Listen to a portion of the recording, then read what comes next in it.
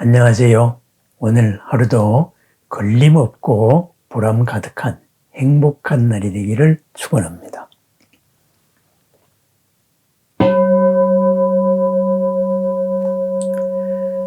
부처님의 삼매에 의해서 존재 그대로의 참 모습, 실상세계가 드러났습니다.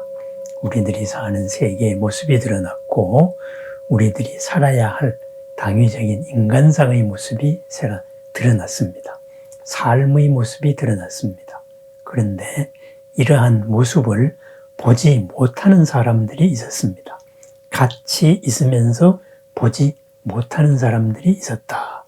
이렇게 이 법계품은 이야기합니다. 그 사람들이 누구일까요?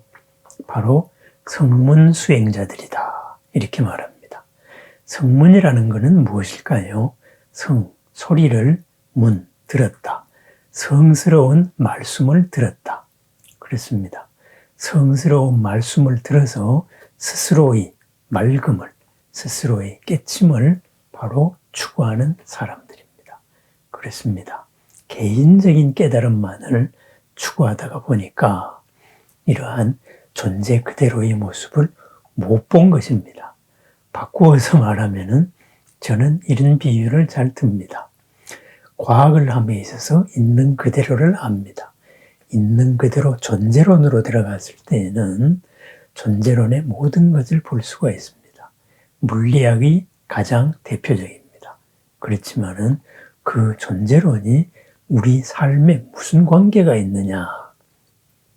우리 삶의 모습들, 우리 삶의 쓰임새로 다가오는 것은 그 물리학에 바탕한 화학의 문제입니다. 원자 이전의 문제가 아니고 원자 이후의 문제, 거기에서 우리들의 삶이 이루어지기 때문입니다. 우리들의 삶, 변화하는 원자 단위에서 변화하고 있는 그 속에서 변화의 과정 속에서 일어나는 여러 가지 현상들, 거기에 우리들이 삶이 있고 우리들이 접하는 모든 것이 있습니다. 그런데 만약에 한쪽으로 이런 존재 자체에 대한 탐구로 치우친다면은 지금 삶은 무슨 의미가 있을까요? 의미를 찾기 힘들 수도 있습니다. 왜? 전체를 보지 않고 한 부분으로 천착을 했기 때문입니다. 그렇습니다. 성문 수행자들이 그러하다. 이렇게 화엄경은 이야기하고 있습니다. 성문 수행자들, 보살이 아닌 출가한 수행자들입니다. 출가한 수행자들이 개인적인 그러한 원론적인 근원적인 문제에만 천착을 해서 못 보았다. 이렇게 말합니다.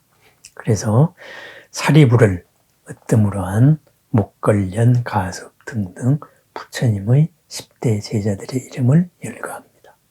이 모든 사람들이 보지 못한 것이 있습니다. 무엇을 못 봤을까요? 부처님을 보았을 때 부처님의 경계를 못 보았습니다.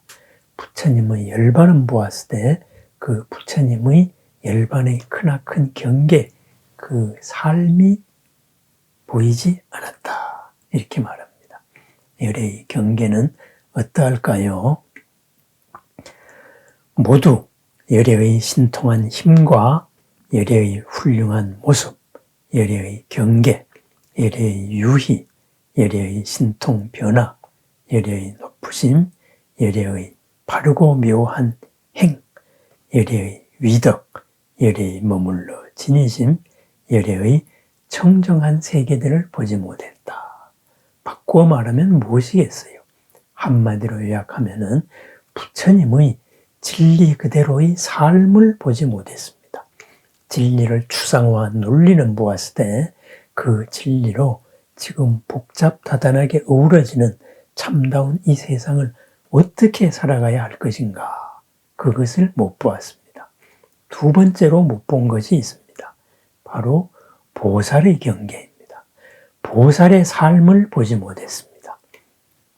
부사이한 보살의 경계, 보살의 모임, 보살의 두루 들어감, 보살의 널리 모여옴, 널리 나감, 신통 변화, 유의, 보살과 함께하고 있는 권속들, 그리고 보살의 방위와 처소들, 보살의 장엄한 사자의 모습, 궁전, 계신 모습, 그리고 보살의 삼명의 자제함, 보살의 관찰, 보살의 기운 뻗음, 보살의 용맹, 공양, 수기받음, 성숙함, 그리고 건장함, 청정한 법의 몸, 원만한 지혜의 몸, 보살의 원하는 모습으로 나타나심, 보살의 육신을 성취함, 보살의 모든 모습이 청정히 구족함, 보살의 늘 있는 광명으로 장엄함, 보살이 놓는 크나큰 광명의 그물, 보살이 일으키는 변화하는 구름, 보살의 몸이 시방에 가득함, 보살의 삶이 원만함을 보지 못하였다. 이렇게 말하고 있습니다. 무엇을 못 보았을까요? 크게 세 가지로 말하고 있습니다. 보살이 있는 곳, 살아가고 움직이는 곳, 그리고 더불어 함께 있는 권속들, 그것을 못 보았고, 그 보살의 용맹과 사람과 사람 사이 관계에서 일어나는 용맹이나 걸림없으나 그러한 마음 씀씀이를 보지 못했습니다. 이러한 마음 씀씀이 삼매에서 드러나는 이러한 지혜와 공덕으로서 빛으로서 모든 어둠을 밝히는 이 보살의 삶을 보지 못하였다. 이렇게 말하고 있습니다. 그렇습니다.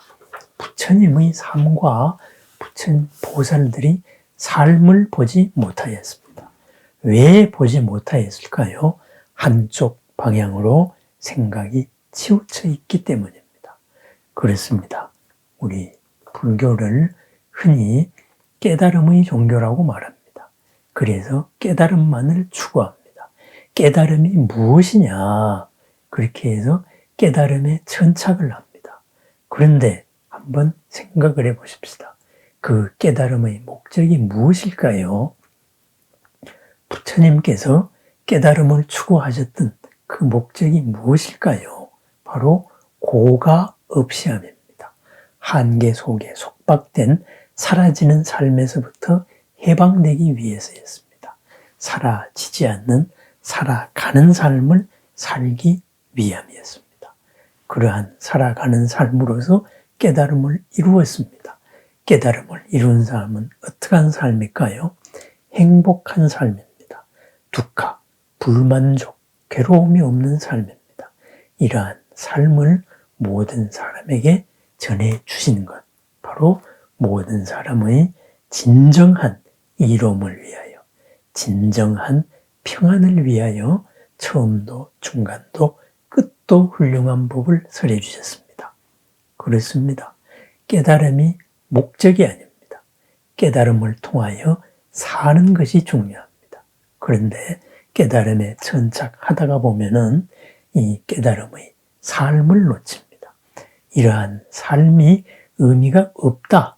그것은 허상이다. 이렇게 해서 뭔가의 허상이 아닌 실상만을 추구하는 이런 환상을 추구하게 되기가 쉽습니다. 그러한 환상을 추구했을 때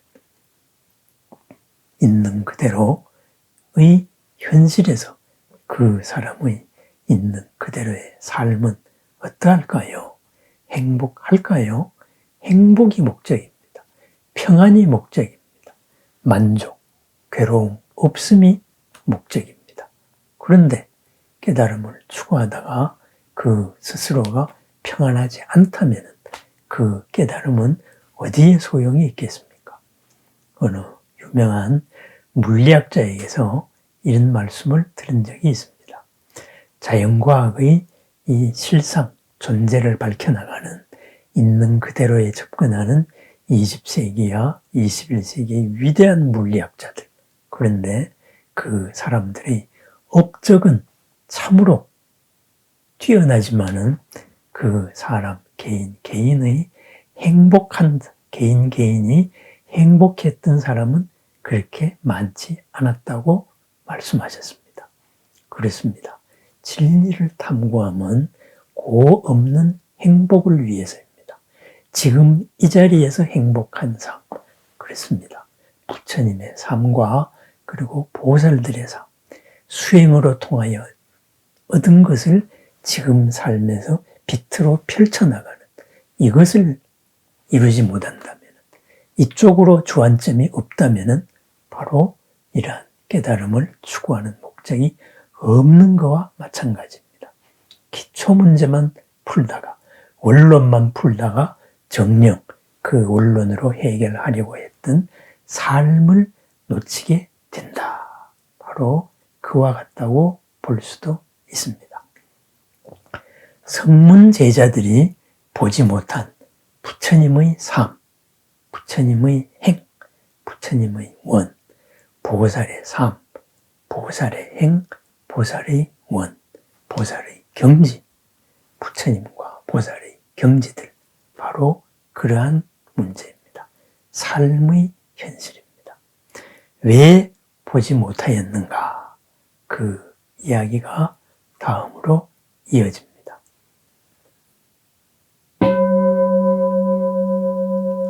부처님 법을 공부합니다.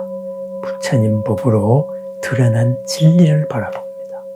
우리가 할 일은 그 진리를 쓰는 삶입니다. 이 삶을 통하여서 이 진리를 다시 확인해 나갑니다. 신해 행증, 믿고 알아서 살아서 그것을 정득하는 과정입니다. 우리의 삶, 부처님의 가르침, 어디에서 증명이 될까요? 지금 내가 딛고 서 있는 바로 이 자리에서 증명이 됩니다.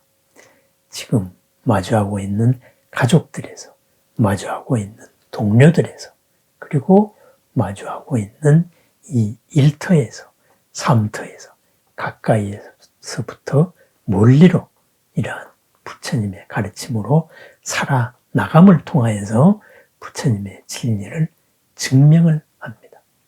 나날이 부처님이 되어가는 삶, 부처님이 되어가는 수행입니다. 나날이 보살이 되어가는 삶, 보살을 통하여서 영원한 즐거움, 영원한 괴로움 없음, 불사에 이르는 보람과 공덕과 지혜의 나날들을 축원합니다. 감사합니다.